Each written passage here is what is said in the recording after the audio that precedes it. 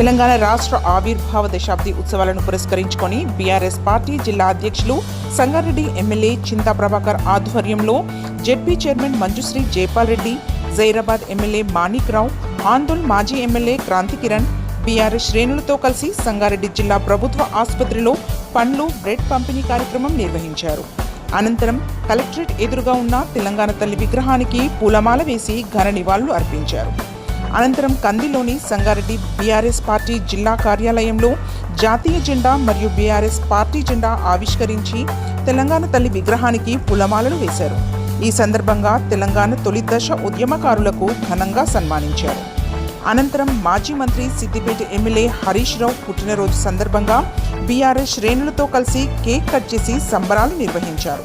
ఈ కార్యక్రమానికి ZP chairman Manjushree Jaipal Reddy, Patancheru MLA Mahipal Reddy, Zaheerabad MLA Manik Rao, Andole మాజీ ఎమ్మెల్యే క్రాంతి కిరణ్, నారాయణఖేడ్ మాజీ MLA Bhupal Reddy, DCCB vice chairman Patnam Manikyam, DCMS chairman Shivakumar, BRS నాయకులు మందుల వరలక్ష్మి, సరళ పుల్లారెడ్డి, భిక్షపతి, మనోహర్ గౌడ్, శివరాజ్ పాటిల్, కొండల్ రెడ్డి, ఎంఏ హకీం, బుచ్చిరెడ్డి, నరహరిరెడ్డి, పట్టణ అధ్యక్షుడు వెంకటేశ్వర్లు, కార్యదర్శి నర్సింలు, మనోహర్ గౌడ్, చక్రపాణి, మధుసూదన్ రెడ్డి, విఠల్, ప్రభాకర్, నాగరాజ్ గౌడ్ మరియు బీఆర్ఎస్ ప్రజా ప్రతినిధులు, నాయకులు, కార్యకర్తలు పాల్గొన్నారు.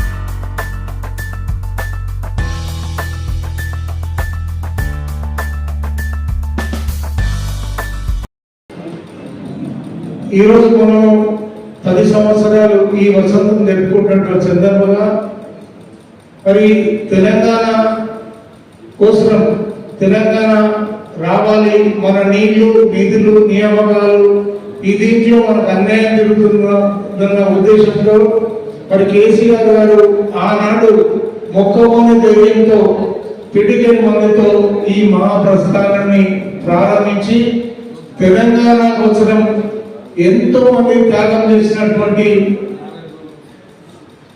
చరిత్ర మనం చూస్తున్నాం. విద్యార్థులు కానీ ఈరోజు తెలంగాణ కోసం ప్రాణాలు అర్పించిన వాళ్ళందరికీ మనం ఇందాకే శ్రద్ధాంజలి కూడా తెలియజేసినాం. మరి ఆ రోజు అనుకోలేదు మన మీద అధికారం రావాలి, అధికారం కోసమే ఈ ఉద్యమం అని ఎప్పుడు అనుకోలేదు. కానీ తెలంగాణ వస్తే చాలు, తెలంగాణలో నష్టపోయిన నష్టం తెలంగాణ ప్రజలు ఎవరు కూడా అది ఉండకూడదు అన్న ఆలోచనతో మరి తెలంగాణ సాధించుకోవడానికి ఈ పార్టీ పెట్టి 5 సంవత్సరాలు అయితే తెలంగాణ వచ్చి 10 సంవత్సరాలు అయింది.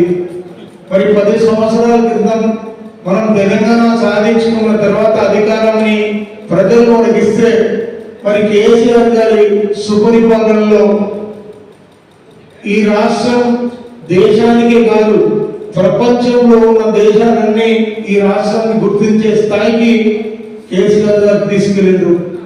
ఈరోజు నీళ్ళ విషయంలో తాగునీరైనా సాగునీరైనా ఎంత బ్రహ్మాండంగా ఈరోజు చేసుకున్నామనే విషయం మనందరికీ తెలుసు.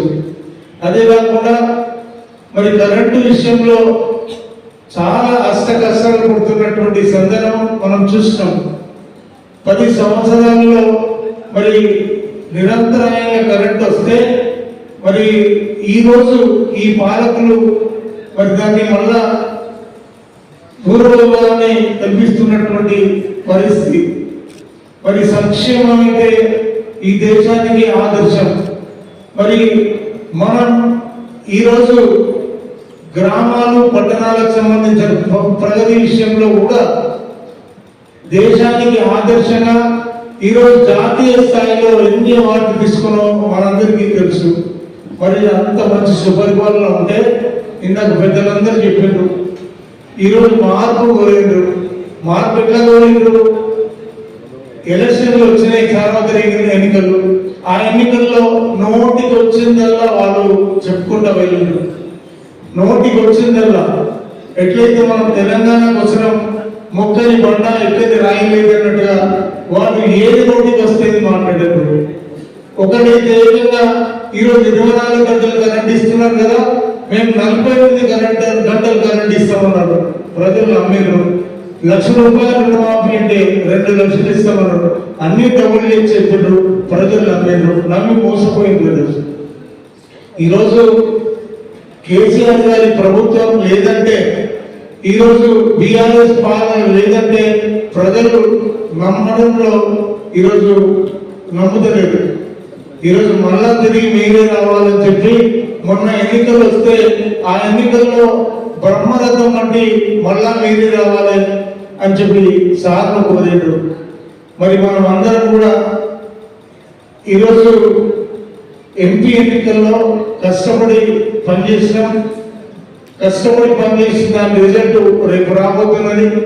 మన జిల్లా బండుకు మన ఎంపీలు ఇద్దరు కూడా వస్తారు అన్న ఆశాభావాన్ని నిన్ననే హరిశన్న కూడా చెప్పారు.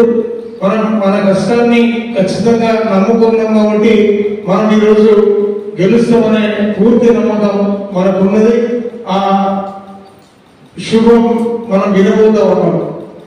మరి అట్లానే ఈ ఉద్యమానికి సంబంధించి చాలా కష్టపడ్డ వాళ్ళందరికీ కూడా మనం కష్టపడి విద్యార్థి మరి చాలా మంది యువకులు ఈ ఉద్యమం కోసం పోరాడిన వాళ్ళందరినీ ఉద్యమకారులని గతంలో మనం చాలా సన్మానించుకున్నాం.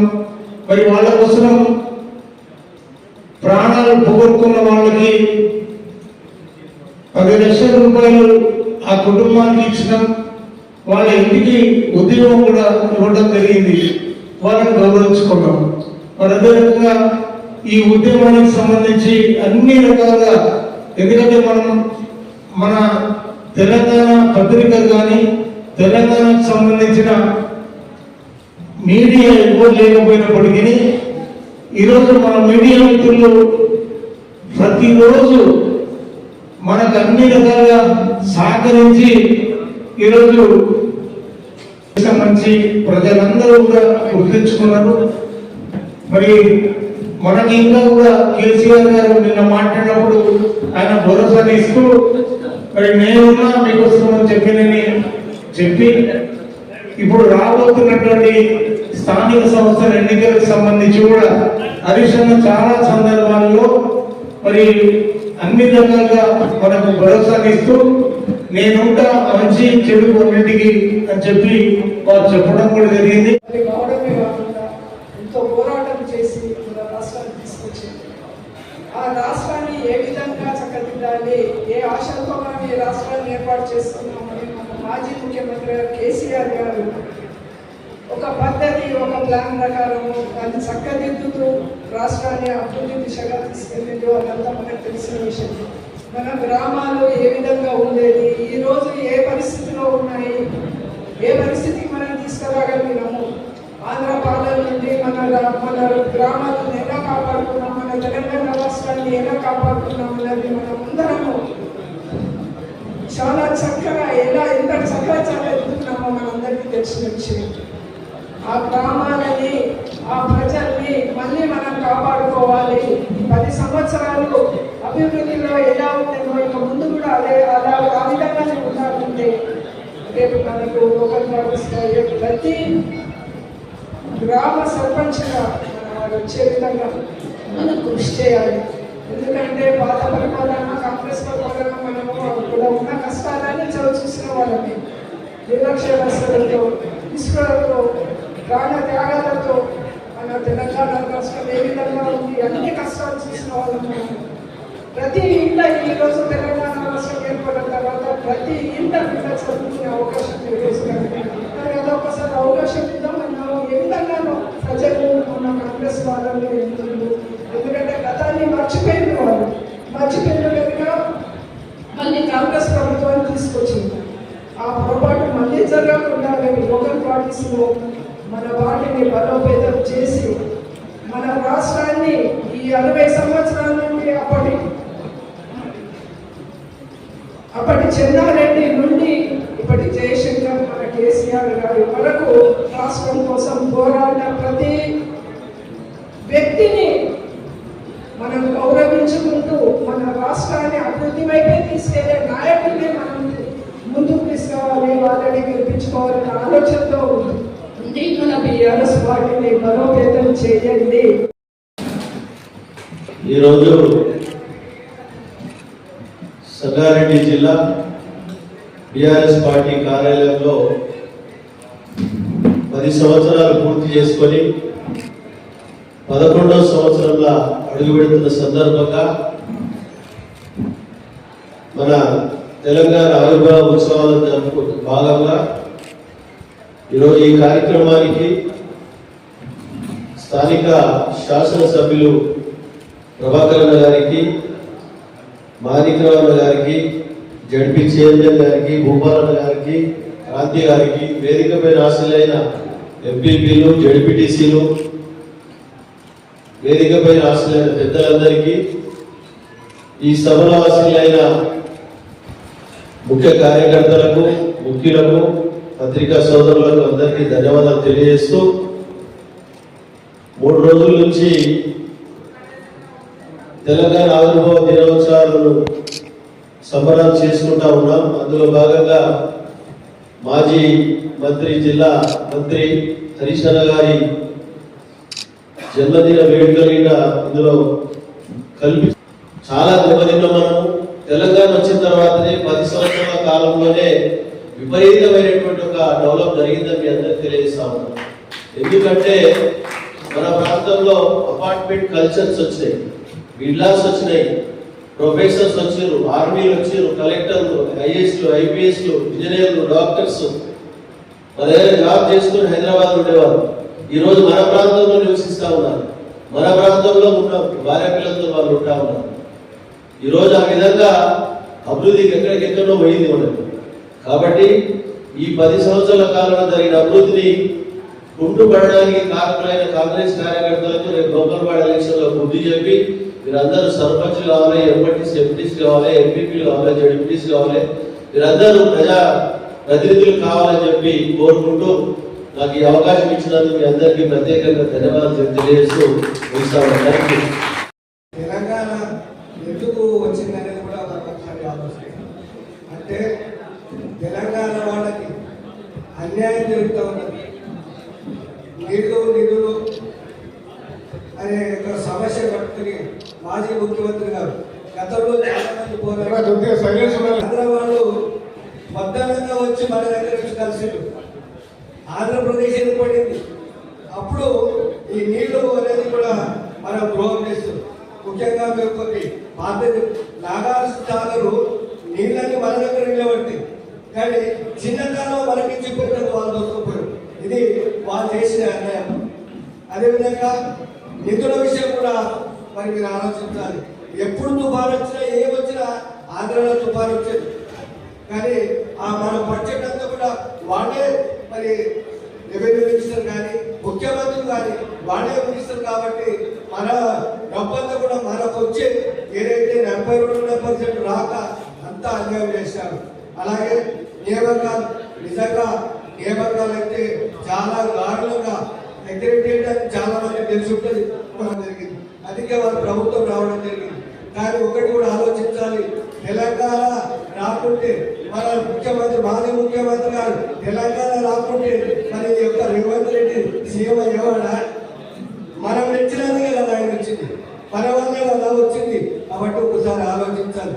ఆయన అన్ని కూడా అబద్ధాలు చెప్తా ఉన్నాడు, అన్ని కూడా చేసి అన్ని కూడా గుడిని కొట్టించి మరి వారికి పట్టం కట్టారు. కాబట్టి మీరు అందరూ కూడా గట్టిగా మరి మీరు నిలబడి మరి ఎన్నోసార్లు మీ అందరూ తెలుస్తూ ఎన్నోసార్లు మన మాజీ ఎమ్మెల్యేలు కానీ మాజీ మినిస్టర్ కానీ మరి అంటే రిజైన్ చేసి మళ్ళీ నిలబడి ఎన్నోసార్లు చేశారు. కాబట్టి మరి అందరూ కూడా గట్టిగా నిలబడితేనే తప్పకుండా మన తెలంగాణ అభివృద్ధి చేస్తున్నారు. మరి ముఖ్యంగా మీరు ఆలోచించాలి, ఎన్నైతే సంక్షేమ ఫలాలు కానీ అభివృద్ధి కానీ మన తెలంగాణ వచ్చిన తర్వాతనే అభివృద్ధి జరిగింది. కాబట్టి మరి ముఖ్యంగా ఇంకో విషయం చెప్తా,